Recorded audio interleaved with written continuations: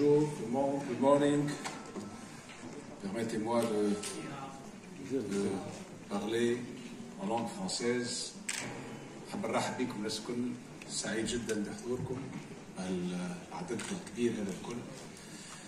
Monsieur le gouverneur de Sousse, Excellence Monsieur Li Yong, ambassadeur de la République populaire de Chine en Tunisie, Monsieur le secrétaire général adjoint de la Fédération mondiale des villes touristiques WTCF, Madame et Messieurs les présidents des fédérations professionnelles du tourisme, Mesdames et Messieurs les chefs et responsables des entreprises et des organismes publics tunisiens, Mesdames et Messieurs les représentants des médias chinois et tunisiens, honorables invités, Mesdames et Messieurs, c'est un réel plaisir pour moi de vous accueillir aujourd'hui en Tunisie et plus particulièrement à Yasmine Hammamet, où nous participons ensemble à la conférence régionale de la Fédération mondiale des villes touristiques, WTCF. Cette importante rencontre sur le thème « Nouvelle ère de coopération touristique sino-africaine » ouvre à grands bras ses portes au gré de nouvelles perspectives et opportunités de partenariat tuniso-sino-africain. Je souhaiterais à cette occasion exprimer mes vifs remerciements aux membres de la Fédération mondiale des villes touristiques et à leur tête son secrétaire général, M.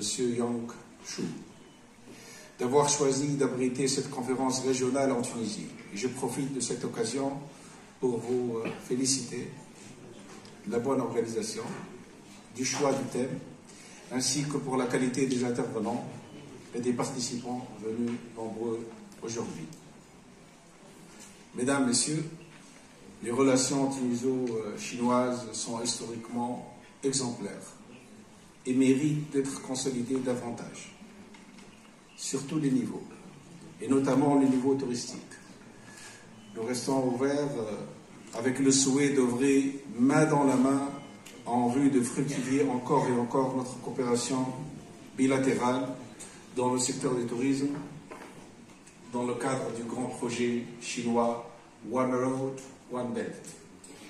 La Tunisie, comme vous le saviez déjà, est une destination prisée par le tourisme chinois, captivante, attrayante et authentique.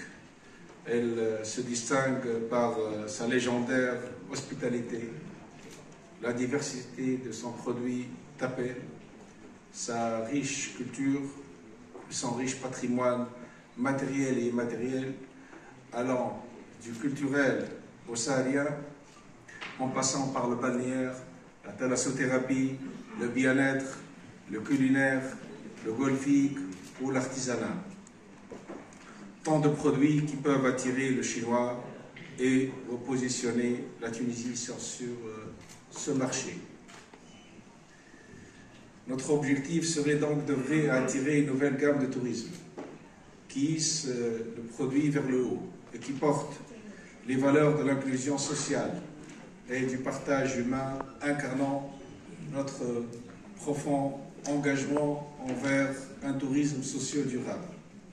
Tant les habitudes du voyageur ont changé aujourd'hui, apportant des besoins et des exigences différentes et spécifiques, où le touriste est désormais en quête d'expériences authentiques, durables, inclusives et pérennes.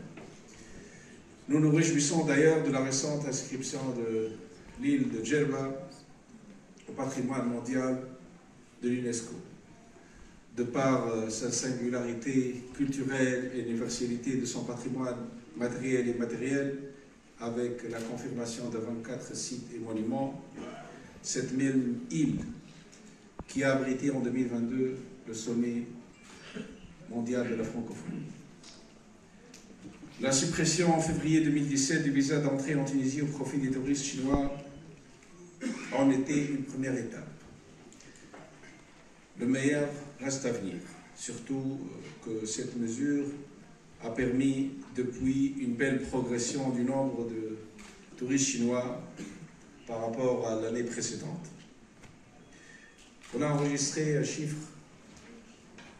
réconfortant, mais qui reste en décalage de nos espérances. Nous sommes déterminés et implémenter ensemble de nouvelles formes de coopération en vue d'atteindre nos objectifs.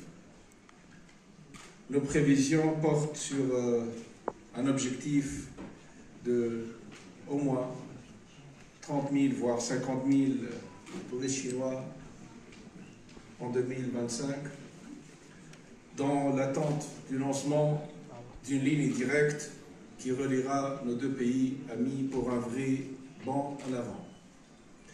Mesdames, Messieurs, le baromètre de l'Organisation mondiale du tourisme indique que le marché chinois est désormais le plus grand marché émetteur de touristes au monde pour l'année 2023.